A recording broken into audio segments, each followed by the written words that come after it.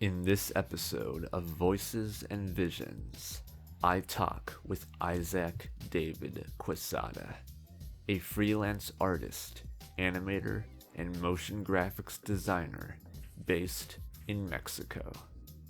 Both Isaac and I have worked as animators for the documentary film A Pebble in the Pond, a film about everyday people and how they can create ripples of positive change in the world through even the simplest acts of kindness. Thanks to this film and its director Paul Howard, Isaac and I have connected for this episode. A joint interview between the both of us, a conversation between two artists talking of their love for the art of animation as well as pop culture. Now, please welcome Isaac David Quesada. It's always fun to be able to meet people from different places all around the world. Yeah, no, it's amazing. And also, I think that's something that I have learned in that dynamic of talking with people with diverse cultural backgrounds is that there might be little differences, but in the core, because we are creative people, and I can tell that also in your conversations that the glue on that binds together the people that you meet is that they are creative, they have a creative spirit, and they enjoy very much doing I don't know, poetry, doing photography and stuff like that. So it's speaking with people in the same field is like we're all the same, you know, and it's funny that maybe language don't allow us to come together, but I'm very grateful right now about Zoom, about social media also to get to know each other like yeah, this. it's really cool, all the different people. I mean, I'm like, now that I'm doing like, you know, interviews with artists, I'm like going through social media and I'm like, is that a person I should talk to? They seem really interesting. And yeah, it's fun to, you know, go and seek out new people now. Yeah, I agree. Because I feel that if it was for me, I would contact all the artists I see on Instagram or on YouTube that I really enjoy their artwork. Yeah. My issue, and I'm pretty sure it's the same with you and with your collective, your artistic collective, there's not time to do everything we want, you know? Because sometimes, and I mean, you are also as a filmmaker, because we have that in common, you and me and also Paul, that a lot of people like again the girls from the Netherlands, they enjoy the craft of drawing and doing stuff, and also you do the same, but you also do short films, and I saw that short film you did with a fish, and it's there's some a passion to telling stories in movement, but it takes time, it takes resources, and so you have to be very selective with what you do with your time. Yeah. So it's kind of frustrating, but it's a challenge to choose well what to do with that time. Yeah. All right. Well, I mean, I'm excited to talk about whatever you want to. So. Well, I have been watching your your videos, and I was like, okay, so this is I was imagining that you like asking people about their backgrounds. And what I'm doing, I have done a conversation with Paul. I have done another with one friend I have had for a long time. And this is my third one for me. But I was thinking, how can we put the spotlight to both sides, you know? Because I want to know about your work, and I have seen what you do, and I also have questions. But I want you to also, I want to let you do your stuff too, you know? So that we can both. Yeah, I mean, I guess we can kind of just do this group animator chat, you know. Cool. We'll just go back and forth with each other and just have fun. Yeah, that sounds good. Yeah. sounds great.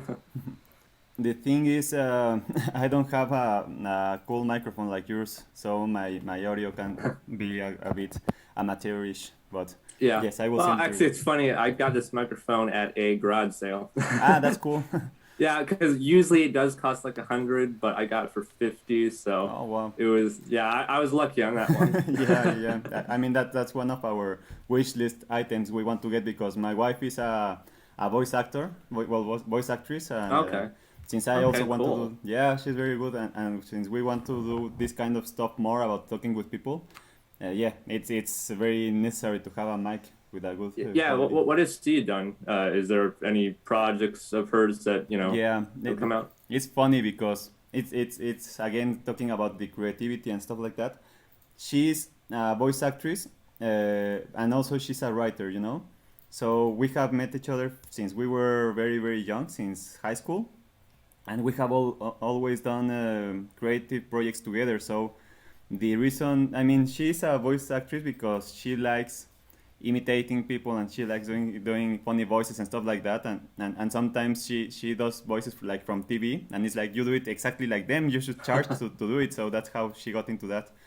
And since I am an animator, sometimes I need her help to do a voiceover and stuff like that. Yeah. And then my clients are like, "Oh, how much does she charge?" Because one client wanted her to do the voice messages for the colors, and another client wanted her to be the official voice for some video. So that's how she has been working as a voice actress. ¿Qué más? Yeah, the publicity work, documentaries, but now she's tilting more towards writing. She wrote the screenplay here in Mexico. Since the COVID, the quarantine, people cannot go to school, the kids cannot go to school, so they started giving classes on TV, the government. So she is a teacher. She has been an English teacher for a while, and so she was hired to write the screenplays for the classes. And yeah, those are on YouTube, but they are in Spanish, no subtitles. Yeah. Okay, cool. So I want to ask you, if I may. All right. Considering we're already recording, and I want to Okay, get that yeah. reaction. I have seen your work, and I enjoy it because something that I have noticed is that we might have different styles, but more beyond that, we have different visions from the world, and it's something that sometimes we express without us knowing, or maybe sometimes we're aware, but sometimes we just put our soul out there. So looking at your work, I see a lot of nature, I see a lot of indigenous people, you know, indigenous tribes and cultures. Something pure, I would say, something pure from before the industrial revolution, you know. But I also see a mixture of fantasy, like you use dragons and you use. I saw I don't know if this was yours or by someone else in Sacred Vision Studio, a wizard, you know, there in your Instagram. So I want Yeah. to know more about that. What is the if you could express the well, not the vision, but maybe where does this come from? This need to express nature and fantastical elements. Yeah, that's a really good question. As far as like the indigenous people go, for me, I don't know where it came from. I do know some people who have a background with Native American, not to say heritage, but I'm friends with a guy who does the Native American flute. And my family has always had a respect for Native Americans and their culture. And I guess really for me, I just, I think it's important to showcase those people, and, showcase them in a artistic light. And I think that's important for me. I mean, I love culture, and my sisters love culture. It's something that's been very important to us. And, they study a lot of different cultures, and even my sisters are learning different languages and stuff. And I'd say it really comes from, just our family and how we just care about, the collective of humanity. And we just want to express diversity in our work. And then with fantasy, I've always just loved, these spiritual, creative imagery that you see in a lot of artists' work. And, I really love space, and, a lot of my work does have this ethereal kind of, sometimes it can go kind of science fiction-y, but I still almost like to carry this spiritual aspect of things, even in the science fiction. But yeah, I mean, I love fantasy, I love science fiction, and of course, I've enjoyed movies like that for all my life. I've always been fond of superheroes and, characters like that. So that's always been an important part of, my childhood. And I love fantasy worlds too. I love, like with you mentioning the wizard that I last posted on Instagram. There Yeah, it is. he's Yeah, right there. I found it. Cool. There he is. Yeah. Yeah. Awesome. And that's like based on Odin from Norse mythology, and I love mythology too. So yeah, I take inspiration from all kinds of things. It's and when it comes to nature as well, I would say probably my mom has really influenced my love and care for nature. And yeah, I mean, inspiration comes from all around. Yeah, that's true. That's true. I have a YouTube channel that is dedicated towards animations specifically. So it's cool also to see that inspiration that you get when you learn the new a new craft, like in this case animation. You take advantage of it and tell a story, and I love that. I mean, it's also the case with I think with everyone who does something creative, to try to get their the way they see the world, but not just that, but also the way they want the world to be in their art. I would love if you could tell us about the short film that it's on Vimeo about the little fish. Yes, A Helping Hand. A helping hand, yeah. So that film definitely, I'm very proud of that film, especially now, because if Paul hadn't seen that film, I wouldn't have ended up joining Pebble in the Pond. So yeah, I made that film about 2 years ago, and I made that film in about a month. Now, that was a film that I kind of just spontaneously made. And it's funny because I have a lot of future film projects that I've been planning for a long time, but they never get made a lot of the time. Usually it's the spontaneous projects that, I come up with that actually get done, because I just come up with it on the spot. I start working on it and it gets finished because I don't stop. I start working on it, it's a sprint all the way till the end usually. So that's how that film really got made. And yeah, I mean, it's a very simple, short and sweet film is how I would describe it. But I'm definitely proud of it, especially since, Paul saw it and he thought, oh, this is really good. And now I'm going to contact the animator and, ask him if he's interested in being a part of my film.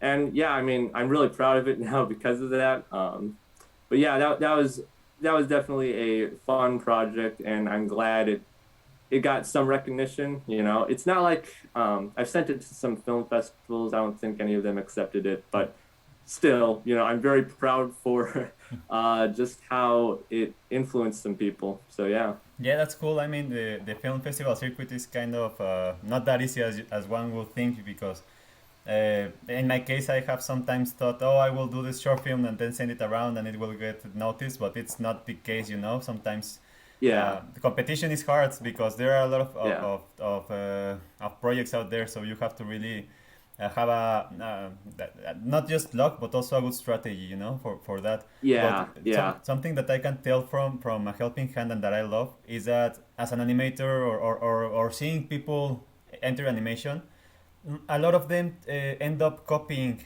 styles from what they see on the media, on TV, but from A Helping Hand, and I maybe could say that might be what people love so much from it. You can see there's an already established style just transforming into animation in that project. It's not just like something that tries to be that like something else, That's one thing. The other thing that I really enjoy about it is the simplicity, because sometimes we see this medium, the animation medium, as a limitless medium, like, oh, we can do anything, we can go to other planets, we can go through time and stuff, and sometimes there's a lot of heart on focusing on something very simple, simple characters, a simple environment, and something that doesn't need a whole lot of context, because you know what's going on immediately, so you get involved. Yeah. And, it's interesting, when I first got into 3D art and animation, I was aiming for realism. I was trying to like create all these super realistic looking characters and stuff. And, that was good. I still learned a lot from putting in effort for like 3D modeling and creating characters and stuff like that. But as time went on, I kind of realized, realism takes a lot more effort and time that probably I could be spending on trying to tell a better story.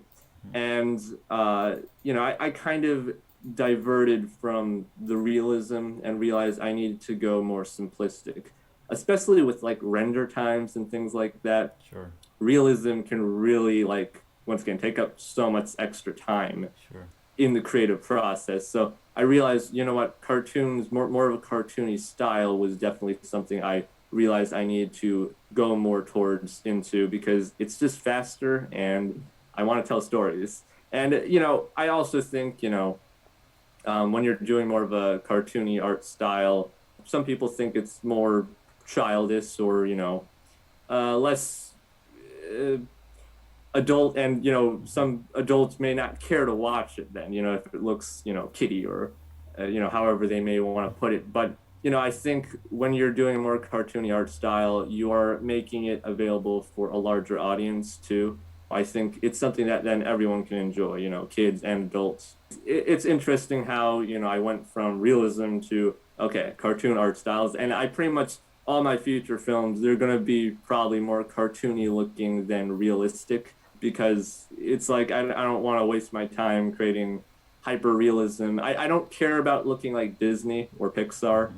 I just want to tell a good story, and I still care about the visuals very much, but they don't have to be Pixar level. They can be a beautiful, simplistic art style. Sure.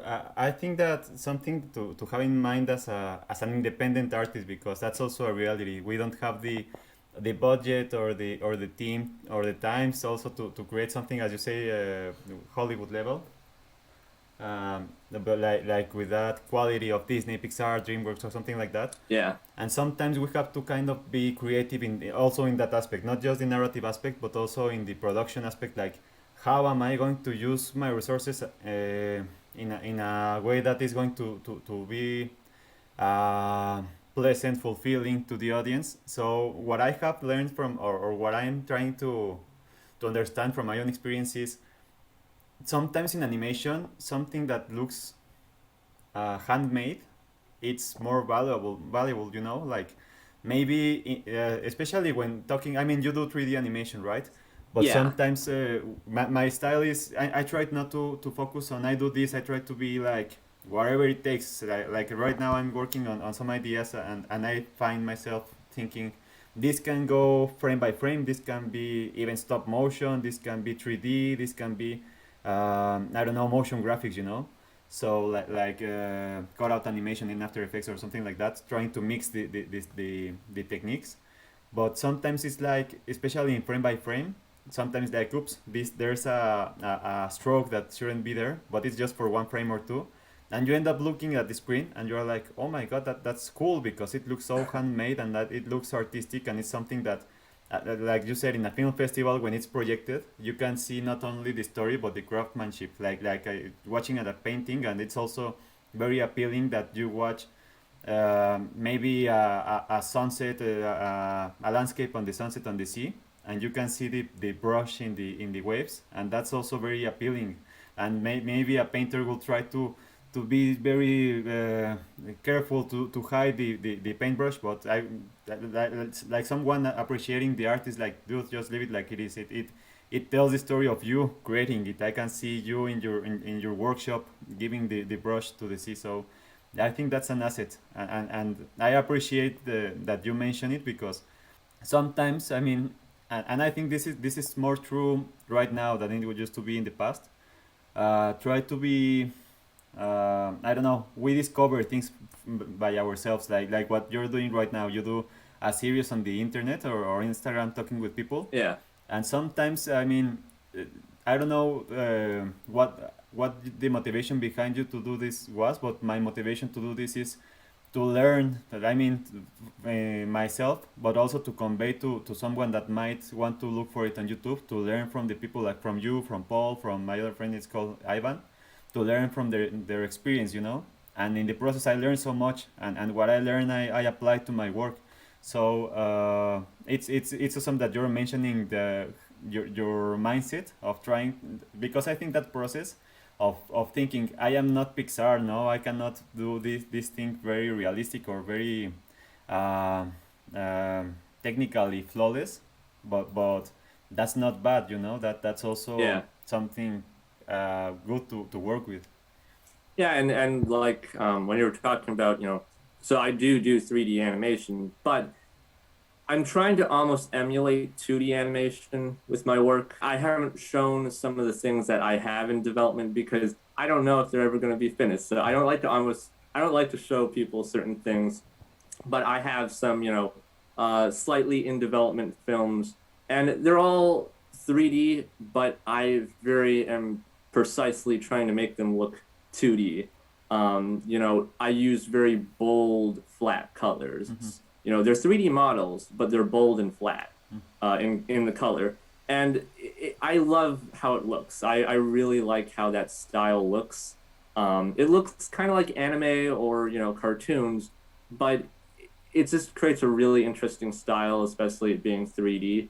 My plan is even to kind of play with the frame rates, because some people don't think about that. Frame rate actually does change how things will visually appear. So if I do a 3D animation with the bold, flat color style, and I render it at like 12 frames a second, it pretty much looks 2D because that's how most 2D animation, at least independent ones, are animated at. It's usually closer to 12 frames a second rather than 24 because 24 is a lot to deal with. But yeah, I mean, and it creates that slight jitter in the animation, but once again, it creates this more two-dimensional look and feel to it. Sure. It's very funny that you mention it, because sometimes as a hand animator, frame by frame, uh, when we are starting, we try to accomplish that 24 drawings for a second, and as you say, it's very, very hard and very time consuming, but you get the notion that it's going to look better. But as you say, that the 12 frames per second gives you that mood, that feeling of, oh, this is a cartoon, and it's Yeah, very, very interesting how it has turned the animation job to do it backwards, to now try yeah, to emulate the lack of drawings. And one thing that I do, because I mean, I do not do 3D animation, but something that I do is in After Effects. Like, I don't know if you can relate to this, but sometimes when I do an animation on After Effects, this looks very digital, and it's kind of, I don't like it too much, because it feels, I don't want to say that it looks soulless, but it definitely takes a bit of yes, a bit of soul. I mean, it feels something yeah, produced by a machine. So yeah, there are some things I have also had that conversation in my mind that you have. How do I do this look more handmade? And I have discovered to add a little wiggle in the pads. There's an expression, a mad expression in the algorithm in After Effects that makes that there are like, it gives kind of 11 wiggles to a stroke in a second, and it yeah. does give that idea of this was made one by one. So yes, those techniques are very, it's funny to because someone watching it might think it's a mistake, but it's a carefully thought mistake, like, or not mistake, but maybe a technique, like, oh, you're not doing it 12 frames a second because it's hard, but because you choose that look to convey an emotion. Yeah, yeah. And like a lot of those like vector animations that are like at 60 frames a second, yeah, it does feel kind of soulless. It doesn't even feel natural, it doesn't even look Mm-hmm. realistic. I know it's, in real life, yes, technically I guess things are at like 60 frames a second, I don't know. But, when it comes to animation, when you watch like a 60 frame a second or 60 frames a second animation, it's just kind of, it's so smooth and I don't know, it doesn't look natural. Definitely lowering the frame rates, that almost just makes it feel more real. Yeah. Yes, I think like people, we connect with something that we can relate, and you cannot relate to perfection sometimes. That's I mean, it also happens in my mind with video games, like Yeah. the like Call of Duty or those big budget video games.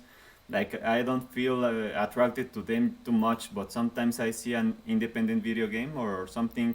Yeah. I mean, 8-bit, for example, 8-bit feels like something manageable in my mind, you know, that I can see the craftsmanship of creating the little bit-based characters and the programming, and it feels relatable when something Yeah. so big that there's a lot of budget and of course there's talent, you know, because those teams are really talented. It also, as you said, in movies, in animated movies with a great budget, it's like, yeah, I mean, it's look flawless, you know, the spaceships are amazing, or the forest, the 3D rendered forest, it looks awesome and mind-blowing. But sometimes you see a short film, animated short film with strokes doing a forest. There's this film, this Japanese, I think it's Japanese film called Princess Kaguya, Tales of Princess Kaguya. Yeah. Yeah, and it looks so handmade, and you can see the strokes and everything, and it's like, oh my god, that's so beautiful, you know, that I can relate to the artist, not just to the story, but to the artist Yeah. choosing to show just white, choosing to just portray a whole forest with very few strokes, you know. Yeah. Yeah. Yeah, so it's always very nice to share that point of view. Yeah, and I love like the Studio Ghibli films. You know, they have a very, a very nice, homey kind of feel to them. You know, and a very warm, hearted kind of art style. You know. Yeah, something that I can relate a lot with your vision is I mean, watching your interviews, I also noticed you use even sound effects of meditation, you know, like the Tibetan Oh bells, yeah, and yeah, I think Ghibli also conveys that spirituality, you know, like that connection with the nature, with something bigger than humanity, you know, because sometimes I think that we connect us as viewers more with something that maybe I mean it's very similar as when you're a kid and you read a story, you know, in a book. Sometimes that story might give you a vision of the world that maybe it's unknown to you, and I think right now as a society we need to be reminded that there are things that go beyond our cities and about beyond our buildings and stuff like that. And that's in my opinion, that's the beauty of Ghibli, about yeah, respect for the natural and you know, the spirituality yeah, of yeah. it. All right. So Well, I'd like to ask you a question. sure, So, please. so what got you into animation? Oh my god, it's I wanted to be an animator since I was kind of I believe 6 years old. That I think that's the moment I can recall telling my parents I want to do cartoons, and it's very silly, but the the the the thing that made me want to or gave me that thought was a cartoon from Disney called Chip and Dale Rescue Rangers, and I found it very. I mean, I even have here the action, well, the figures. Yeah, I just found it very fun, the show. But of course, growing up, my vision of animation evolved, you know, with age. Yeah, But that was when I was small. But then I shifted from wanting to do animation to making movies because of Jurassic Park. Jurassic Park made me aware of the endless possibilities of the film media. You know, since I was a kid, I have always been interested in inner worlds, you know, in the imagination and stuff like you. I mean, drawing so yeah, much and wanting to convey a world inside my mind in any medium. And I found out that yeah, I mean, films seem to be the perfect way to convey that. But growing up and also seeing the reality of production, like you need a big team and you need budget yeah, and you need VFX and stuff like that. It seemed, I mean, then I came back to animation just because the simple reason of this it being more affordable, you know, like yeah, sometimes I could be in my house when during high school or during college, and if I had time, I could just get into my computer or draw and start an animation, you know. And it was, I didn't need to gather a team, to gather budget, or to gather anything, but it can be done like that. So practicing it made it. Well, you know, practice always takes you to good places, you know, in your craft. Yeah. So at some point in my professional life, I started developing myself as an editor, a film editor for commercials, documentaries, and stuff like that.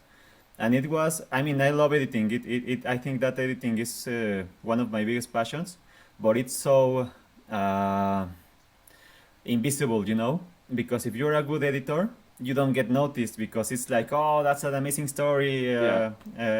that's a great director, and that's a great writer, but the editor goes unnoticed because that's your job, you know, to stay out of it and just put all your interest in the story being noticed.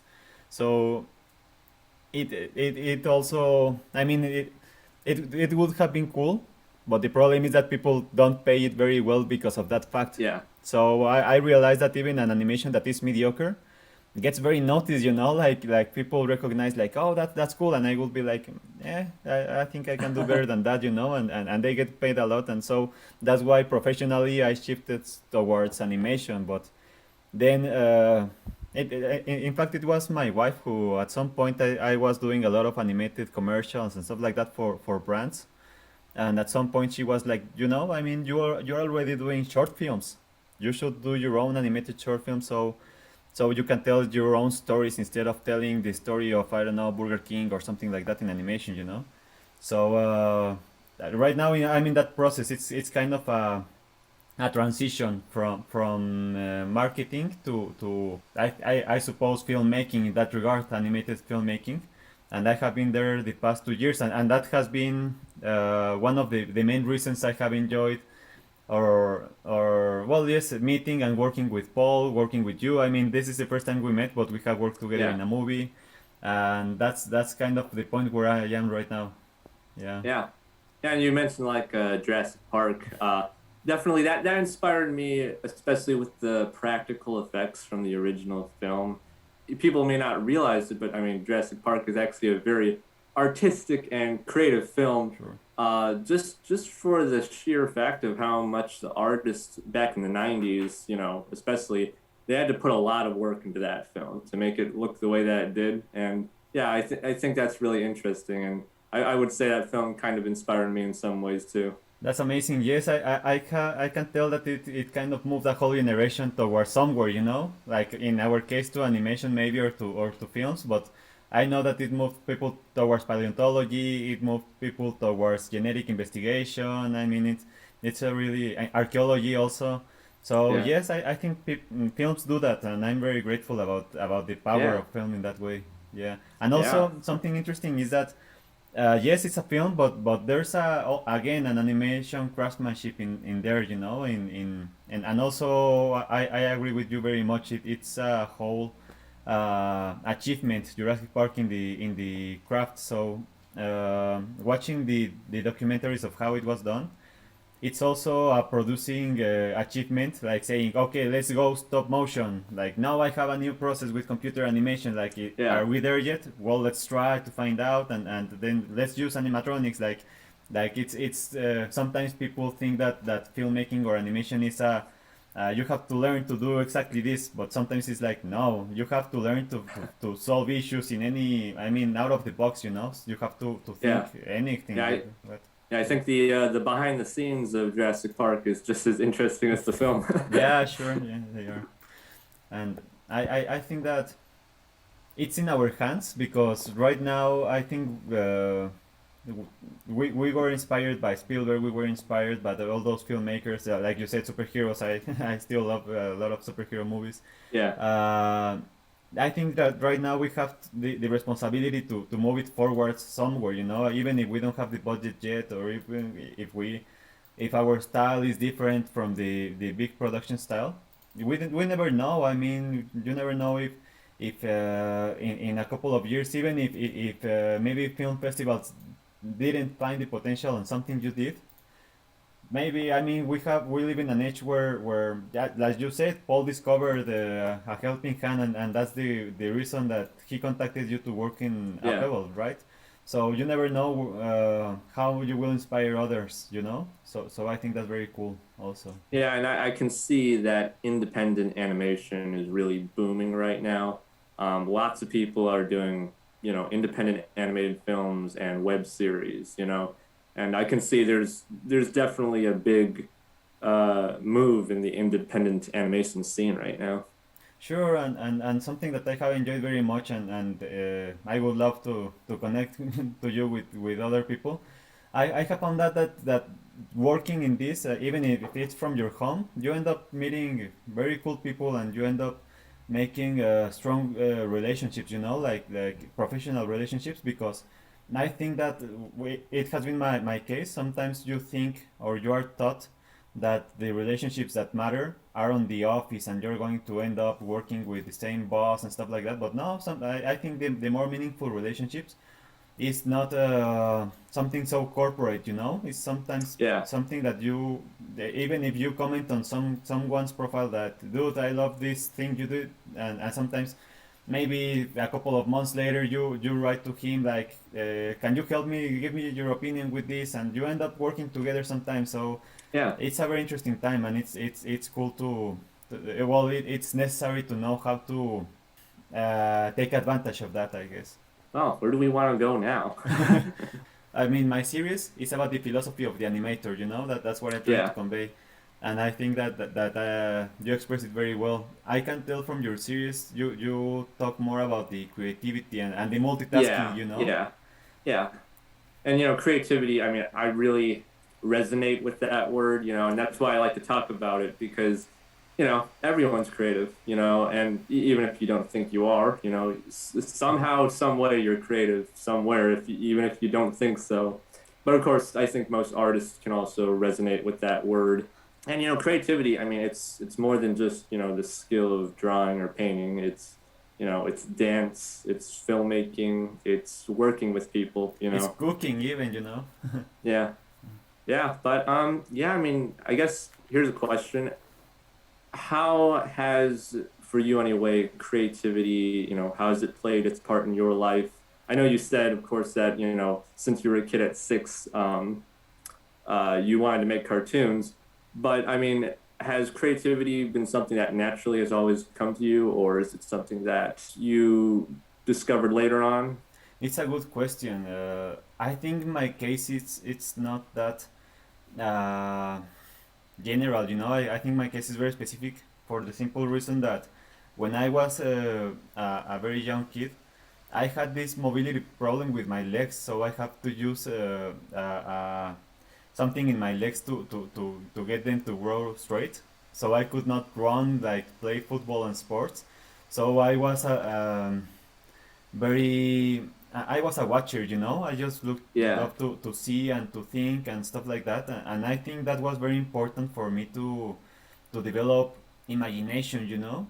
And later on, when I was kind of freed from that mechanism, and I was allowed to run and stuff, I had already developed a lot of imagination, and I really enjoyed just expressing it, because that's the point. You can have a lot of things in your mind, but I think that's just the beginning of the path. I think the point that makes you really creative. I mean, I agree with you. Everyone is creative, you know, but yeah, it's very sad that a lot of people don't think they are. Like a lot of people buy this idea that they cannot do something creative, but that's not the point. We all have a lot of words in our imagination, of stories to tell, but to learn how to tell them, it's a different story, you know. Like it requires not just discipline but also technique, because there's also this idea of it's divine inspiration, and sometimes you get hit by the muse, or sometimes even you need some substances to get the mind flowing. No, I mean, you can. I mean, also I saw your conversation with Paul. He got inspiration even from going to Taco Bell. You know, like inspiration is anywhere. I mean, yeah, you can tell any story you want to tell, but the important thing is you have to learn how to tell it, because if you don't learn how to tell it, good luck trying people to get that same your same vision in their mind, you know. Yeah. Yeah, I wish divine inspiration just would come down to me sometimes.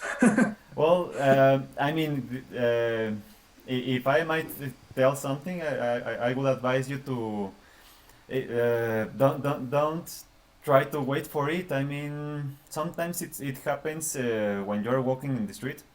Grab up Yeah. a notebook and write your own little.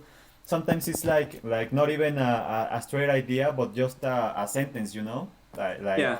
like oh, a reflection in what you are looking, what you're seeing, and you just write it. And my process as an artist, well, as a creative person, I guess, it's to just write a lot of random stuff, just draw a lot of random stuff, and I have notebooks with drawings, very random drawings that most of them don't become anything, but sometimes I got the time, you know. Sometimes I'm like, no, Yeah. I want to do a short film, or I want to do a story, because I also sometimes like to just express it in writing, you know. What do I got? And I open those notebooks and I can see, I mean, if I might, uh, I don't know, I don't know, like this is just random things Yeah. that they are nothing, you know, but sometimes you Yeah. can you look at them and I mean this means really nothing, but this it's something that occurs in the Yeah. moment. And sometimes I'm like, oh, there's a story there, you know. Okay, this guy he's a cook and he's got a cigarette, what I don't. And then you go Yeah. writing, but it takes a technique, like it is. Yeah. Yeah. Mhm.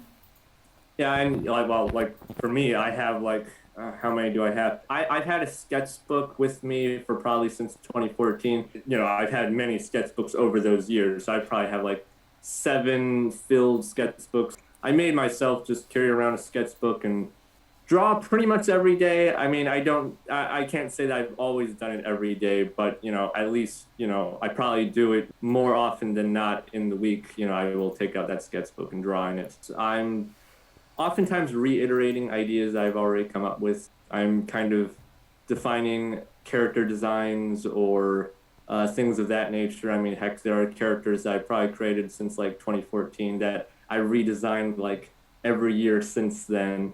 You know, for me, creativity, like when I ask, you know, for divine inspiration, sometimes, you know, I have trouble developing an idea.